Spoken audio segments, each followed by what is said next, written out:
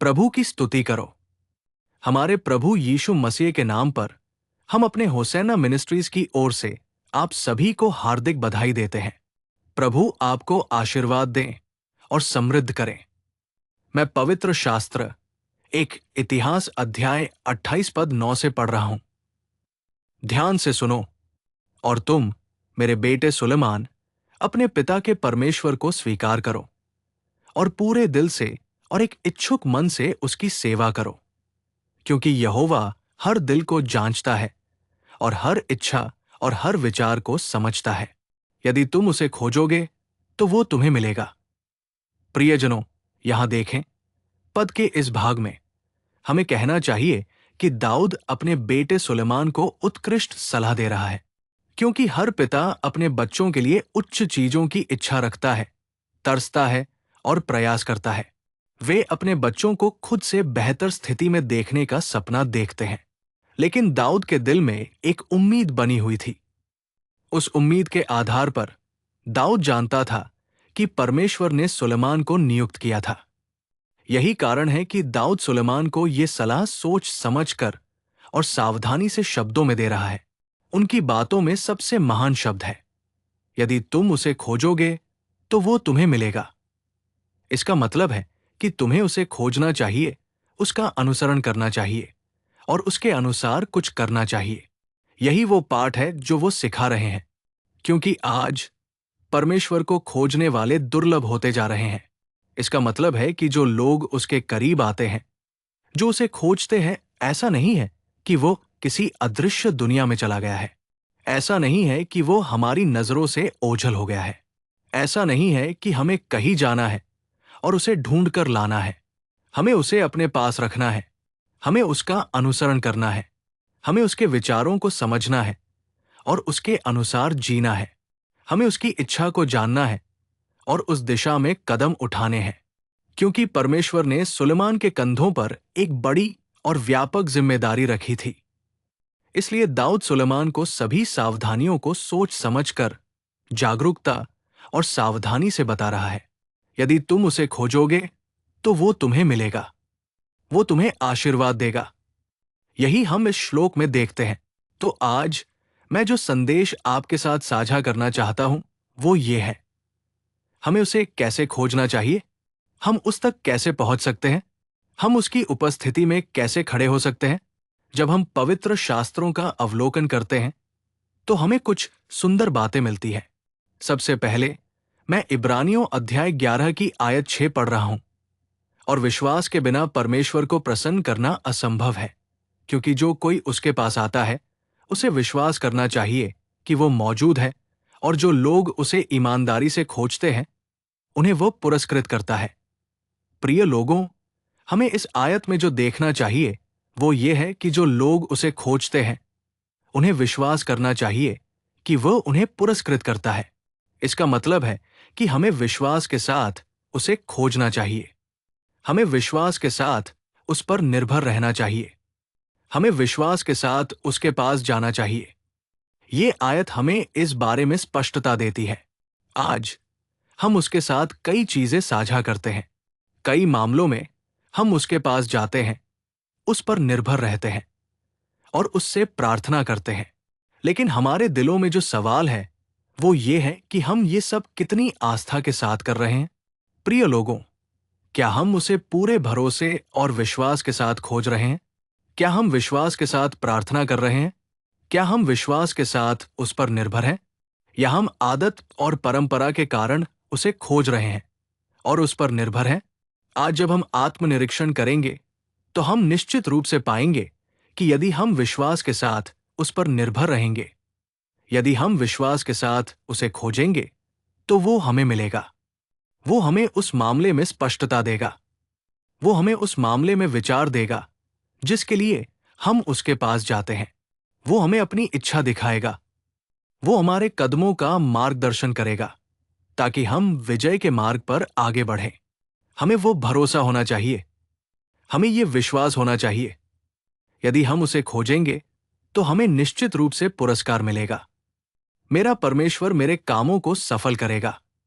मेरा परमेश्वर मेरी आशा को नहीं तोड़ेगा।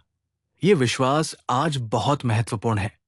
बहुत से लोग प्रार्थना करते हैं, बहुत से लोग उस पर निर्भर हैं, लेकिन फिर भी उनके दिल में संदेह है।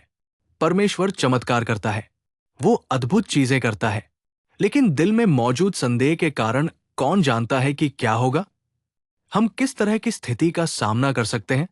इसलिए हम पवित्र शास्त्र में पढ़ते हैं, यदि तुम विश्वास करते हो तो तुम परमेश्वर की महिमा को देखोगे। परमेश्वर की महिमा को देखने का वो आशीर्वाद विश्वास द्वारा दिया जाता है। हमें उस पर विश्वास करना चाहिए। मेरा परमेश्वर ये काम करने में सक्षम है, वो शक्तिशाली है। ये विश्वास हमारे दिलों में होना चाहिए। अब मैं आपको दूसरा बिंदु याद दिलाऊंगा। वो 2 इतिहास अध्याय 7 पद 14 में, यदि मेरी प्रजा के लोग जो मेरे नाम से कहलाते हैं दीन होकर प्रार्थना करें और मेरे दर्शन के खोजी होकर अपने बुरे मार्गों से फिरें, तो मैं स्वर्ग से सुनकर उनका पाप क्षमा करूंगा और उनके देश को ज्यों का त्यों कर दूंगा। यहां बताया गया है कि उसे कैसे खोजना है, खुद को नम्र करके, और उसे खोज कर यानी विनम्रता से खोजना। मैंने पहले ही कहा है ना, खोजने का मतलब है उस तक पहुंचना, उस पर निर्भर रहना। उस पर कैसे निर्भर रहें, उस तक कैसे पहुंचे? इसका मतलब है कि हमें खुद को नम्र बनाना चाहिए और विनम्रता के साथ उस तक पहुंचना चाहिए। वो विनम्र हृदय आशीर्वाद लाता है। विनम्र हृदय वाले लोग उस पर निर्भर रह सकते हैं। प्रियजनों, ये लोगों से बात करने या किसी अधिकारी के पास जाकर कुछ मांगने जैसा नहीं है। हमें ईश्वर के सामने नम्र और आज्ञाकारी होना चाहिए, आत्मा में गरीब होना चाहिए, जैसे कि हमारे पास उसके अलावा कोई दूसरा आश्रय, कोई दूसरा सहारा नहीं है। हमें खुद को उसी तरह नम्र करना चाहिए। प्रियजनों, हमारे पास बहुत सारा ज्ञान, धन, जाति हो सकती है, ये सभी चीजें दुनिया में हमारे पास हो सकती है, लेकिन वे ईश्वर के सामने किसी काम की नहीं है। जब भी मैं कहता हूं मैं असमर्थ हूं, मैं आपकी शक्ति पर निर्भर हूं, मैं आपके विचारों पर निर्भर हूं, मैं आपकी मदद की प्रतीक्षा कर रहा हूं, हे प्रभु, तब जब हम उनके पैर पकड़ते हैं तो निश्चित रूप से हमें मदद मिलेगी। प्रियजनों, हमारे पूर्वजों के इतिहास में हम पढ़ते हैं कि असहाय परिस्थितियों में उन्होंने उनके चरणों में विनती की। ऐसी विनती कभी भी उनके द्वारा अस्वीकार नहीं की गई। जब उन्होंने उनके सामने विनती की तो उन्होंने उनकी विनती सुनना बंद नहीं किया। क्यों? क्योंकि उन्होंने खुद को दीन किया, टाट पहना, राख में बैठे, यहां तक कि राजा भी नीचे आए और उपवास किया, और उन्होंने प्रार्थना की और उनकी उपस्थिति में पहुंचे, उन्हें खोजा और चमत्कार देखे। अब आज क्या हमारे पास भी विनम्र हृदय और आज्ञाकारिता का वही अनुभव है? अन्यथा मत सोचो, मैंने कुछ लोगों को देखा है, जब वे प्रार्थना करते हैं तो उन्हें यह भी एहसास नहीं होता कि मैं ईश्वर की उपस्थिति में हूं। मैं सर्वशक्तिमान ईश्वर के सामने घुटने टेक रहा हूं। वे जो कुछ भी उनके मुंह में आता है बोलते हैं, जो कुछ भी उनके मुंह में आता है पूछते हैं, जो कुछ भी उनके मुंह में आता है बोलते हैं। ये स्पष्ट करने के लिए ऐसी प्रार्थना विनम्रता और आज्ञाकारिता के साथ कमजोरी को स्वीकार करके आवश्यक सहायता का अनुरोध नहीं है। बहुत से लोग अपनी प्रार्थनाओं को व्यर्थ शब्दों में बर्बाद कर देते हैं। उस श्लोक में क्या लिखा है? उस श्लोक में क्या कहा गया है? तो फिर मेरी प्रार्थना में देरी क्यों हो रही है? मेरी प्रार्थना अनुत्तरित क्यों है? वे ऐसे प्रार्थना करते हैं जैसे कि वे प्रश्न पूछ रहे हों। प्रश्नों के साथ प्रार्थना करना अलग है, विनम्रता के साथ प्रार्थना करना अलग है। जो कहता है मैं आपकी दासी हूं, मैं प्रतीक्षा कर रही हूं, जैसे दासी अपनी मालकिन की ओर देखती है, मैं प्रतीक्षा कर रही हूं, ऐसी विनम्रता और आज्ञाकारिता के साथ की गई प्रार्थना सफल और प्रभावी होगी। तो मेरे प्यारे भाइयों, हमें विनम्रता के साथ उसकी खोज करनी चाहिए। उस दिन हमें पुरस्कार मिलेगा, हमें ये नहीं भूलना चाहिए। अब तीसरी बात जो मैं आपको याद दिलाना चाहता हूं, मैं यशाया अध्याय 55 श्लोक 6 से पढ़ रहा हूं। जब तक प्रभु मिल सकता है तब तक उसकी खोज करो, जब तक वो निकट है तब तक उसे पुकारो। यहां देखिए, देखिए कि कैसे कहा गया है कि खोजो जब तक समय है, तब तक खोजो। ये एक बहुत ही बढ़िया शब्द है। जब तक वो मिल सकता है, तब तक उसकी खोज करो। हम क्या करते हैं? हम ईश्वर द्वारा दिए गए समय को बर्बाद करते हैं, समय का दुरुपयोग करते हैं, और समय बीत जाने के बाद फिर हम ईश्वर से सहायता मांगते हैं। समय गंवाने के बाद जब हम कहते हैं, दरवाजा खोलो, तो नूह ने क्या कहा? मैं वो नहीं हूं जिसने इसे बंद किया, मैं वो नहीं हूं जो इसे खोलूंगा। ईश्वर द्वारा दिए गए समय को गंवाने के बाद चाहे वे कितने भी आंसू बहाएं, उन पर दया नहीं दिखाई गई, उन पर दया नहीं दिखाई गई। प्रियजनों, हमें इस बारे में सोचना चाहिए। ईश्वर हर चीज के लिए अवसर देता है, वो समय देता है। जब तक समय है, जब तक प्रभु हमारे निकट है, हमें उन्हें पुकारना चाहिए, हमें उन्हें खोजना चाहिए। समय बीत जाने के बाद एसाव आंसू बहाता हुआ दौड़ता हुआ आया, क्या फायदा? आज बहुत से लोग ऐसा ही कर रहे हैं। उम्र बीत जाने के बाद, समय बीत जाने के बाद, बुरे दिन आने के बाद, मुसीबत में फंसने के बाद, परीक्षाओं में प्रवेश करने के बाद, तभी वे इस तरह प्रार्थना करते हैं, तभी वे खोजते हैं। लेकिन दानियल ने कभी भी परमेश्वर द्वारा दिए गए समय को बर्बाद नहीं किया। इसलिए शेरों की मांद में भी वो सुरक्षित था, शेरों की मांद में भी वो आनंदित था। क्यों? क्योंकि उसने परमेश्वर द्वारा दिए गए समय का अच्छा उपयोग किया। उसने प्रभु की खोज की, उसे पुकारा, उसने प्रार्थना की। अब हम क्या कर रहे हैं? आज हम परमेश्वर द्वारा दिए गए अवसर को खो रहे हैं। यही कारण है कि प्रभु यरूशलेम के सामने खड़े होकर रोए, है ना? उन्होंने कहा, तुमने अपने दर्शन के समय को नहीं पहचाना। क्योंकि यरूशलेम ने उस समय को नहीं पहचाना, तो क्या हुआ? उसे खंडहरों का ढेर बनना पड़ा। ऐसा इसलिए नहीं हुआ क्योंकि उसने उसे शाप दिया था। उसने शाप नहीं दिए, उसने प्रकट किया कि क्या होने वाला था। तुम खंडहरों का ढेर बन जाओगे, एक पत्थर दूसरे पर नहीं बचेगा। जब उसने प्रकट किया कि क्या होने वाला था, तो वो स्वयं दुखी हुआ और रोया। तुमने अपने दर्शन के समय को नहीं पहचाना। सचमुच मेरे प्यारे भाइयों, हमें प्रभु द्वारा दिए गए समय को नहीं खोना चाहिए। जिस समय प्रभु ने हमसे भेंट की है, हमें इसे नहीं खोना चाहिए।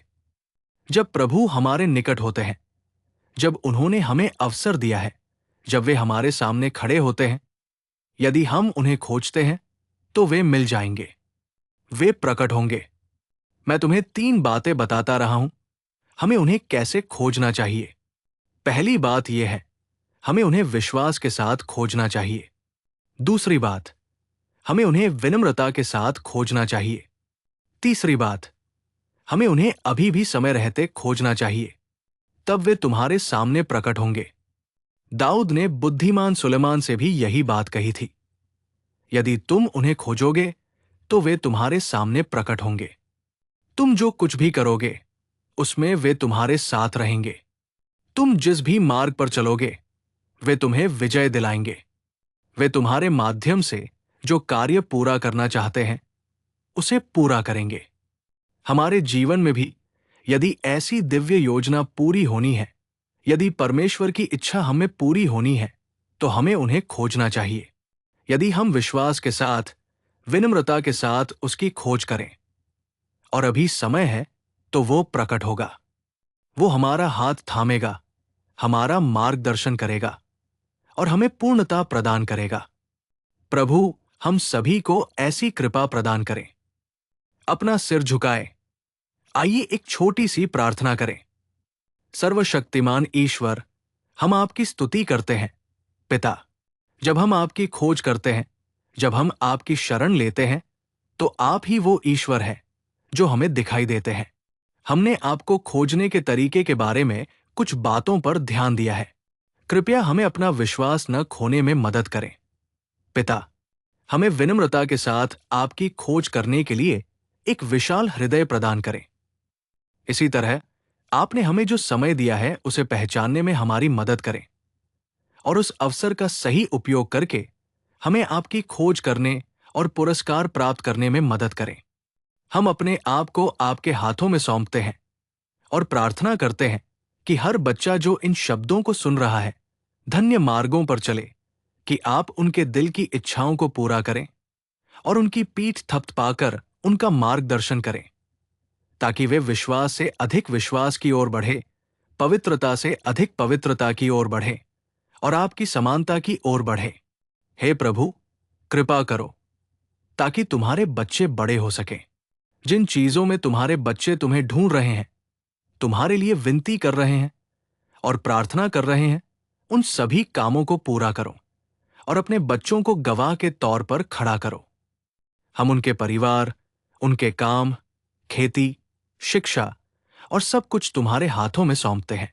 अपने बच्चों के साथ उनके ईश्वर के रूप में रहो। मैं यीशु के नाम पर प्रार्थना करता हूं और मांगता हूं, पिता, आमीन। आमीन। प्रभु तुम्हें आशीर्वाद दें और समृद्ध करें। मेरा ईश्वर तुम्हें भरपूर असाधारण कृपा प्रदान करे। आमीन। दैनिक अनुग्रह संदेशों और अधिक आत्मोन्नति संदेशों के लिए कृपया हमारे YouTube चैनल को सब्सक्राइब करें।